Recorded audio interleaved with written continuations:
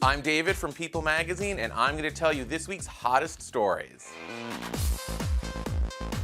TV's original hot doc is back. That's right, George Clooney is heading back to ER as Dr. Ross. Reps for the show are mum about the storyline, but George tells people it was great to be back on the set and to be back with all of his old buddies.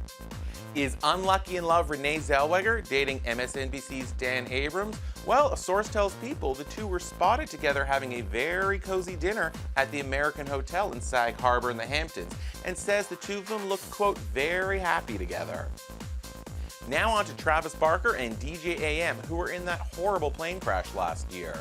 Sources tell people the two of them are having a falling out because AM wants to take their show on the road and go flying, but Travis Barker never wants to step on a plane ever again. And Michelle Obama is making the White House a home. In fact, she's telling waiters they don't need to wear tuxedos, they can dress casually. And if they have kids, she says bring them on over to the White House. She'll have a pizza party for their kids and, of course, Sasha and Malia. For more on these stories, log on to people.com or pick up the latest issue on newsstands now.